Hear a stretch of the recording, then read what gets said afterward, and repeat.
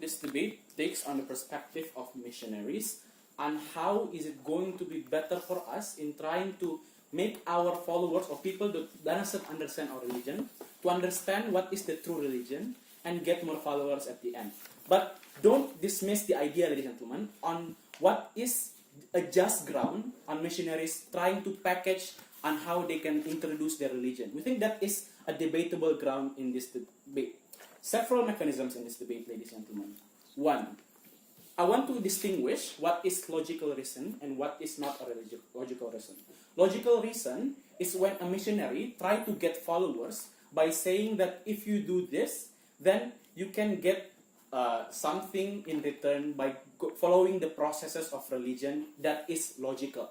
Let's say that these kind of individuals can get more jobs or etc. or get more something that can ease their suffering at the end of the day logically.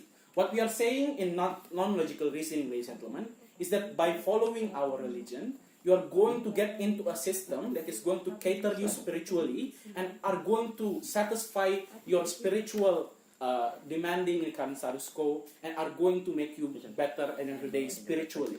So we think what we are going to do as missionaries, we are going to use logical reasonings that is true to our religion, which is that this is happening not because there is a process, but this is happening because this is something that exists above our power. Yes. So do you believe that logical reason is also based on the verses in Holy Book or not?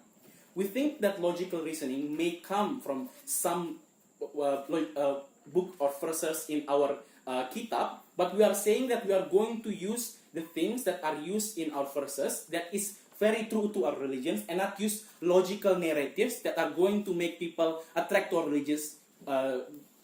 religion because of those narratives. So basically, our narratives are going to be something that is true to our religion, and that logical reasonings is not something that is true to our religion at the end of the day in our places, ladies and gentlemen. In my speech, I have two arguments. One, why this is not reflecting on religious principles. Second, why this is effective for spreading and introducing religion. One, why using logical argument are not reflecting on religious principle. Ladies and gentlemen, what you need to acknowledge that when you are giving knowledge towards individuals, you must reflect on the teachings that you are teaching by default, ladies and gentlemen. That is to say, if you are trying to teach someone religion, then you must try to use the most purest kind of religious available to them, so that first, that they can be relatable towards those kinds of religion better, and second, to make it to fulfill your demand as someone that is having a job to represent your religion as an extension of God, to spread your beliefs. That is the very purest form at all, ladies and gentlemen. Two layers. One, let's talk about pure religions and how we package them. What you need to know, ladies and gentlemen, by using these kinds of things, using logical reasonings, this makes our things that are going to be represented are not going to be pure to our religion, ladies and gentlemen. Because you are promising them something that is not representative to our religion. You are promising them that if you go through these things, then you can get practical benefits, not get the sanctity of your religion or trying to satisfy your spiritual demands at the end of the day, ladies and gentlemen. What you need to cater towards them is to represent them that if you get into this religion, then you are going to be getting more help in the aftermath of your life. Or maybe you can be salvaged by God if you are going to die at the end of the day, ladies and gentlemen. So we think that by using logical reasonings, e.g. that if you get this, you will get benefit, it is not going to represent your teachings because it shows that religion are practical and are pragmatic, ladies and gentlemen. Not something that is taboo and something that is must be protected from all things that are humane, ladies and gentlemen. No.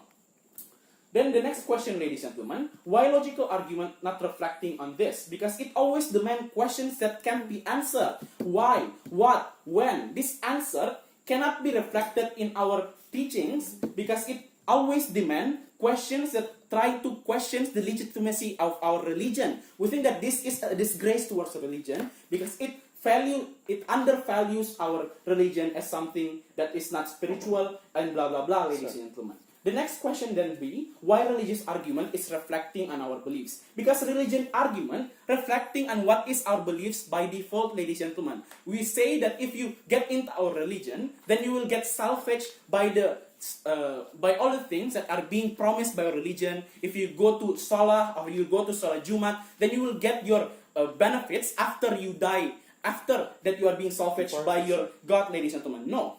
Then secondly, ladies and gentlemen, how this is also reflecting on relatability. Because people that we are talking about people that already understand religion. No, they will most likely be more effective to relate because they understand the language of the spiritual beliefs. They tend to reject the same arguments of logical arguments because they see that these arguments is not reflecting your religions. So most likely you can relate to religious people better in our side. But secondly, I will talk about people that not understand it in my second argument.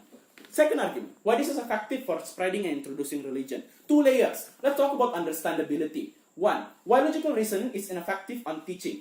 What you need to understand, ladies and gentlemen, is that opposition may say that universal logical reasoning is good because it can be universally understood by individuals because it uses a very, very good narrative that people can understand it better. Within that, by this argument is that it uses logical reasoning that tries to make people understand the logical value, not the religious value, ladies and gentlemen. Because they will try to do this in 2 ways. 1, by oversimplification, the studies of Islam. And second, using universal reasoning that try to overshadow the real teachings of religion, ladies and gentlemen. That's why in the current status quo, even religions that support LGBT still exist in the current status quo, ladies and gentlemen, which is not representative on our beliefs as a very, very pure Islam to begin with, ladies and gentlemen. This is harmful because it causes people to not understand what are the things that they want to understand better, ladies and gentlemen. Because as this kind of missionaries, you want to represent your religion, not your own benefit. Then you must represent them the most purest form that you have, ladies and gentlemen. So I think that on these religious reasonings, it can make people understand more on teaching value on religion better because you give them the most purest form and can make them understand the religious value better because that is what you present them, not the logical value. But secondly, let's talk about people, members. We think that it's far more likely in our life to be better for them because they can understand the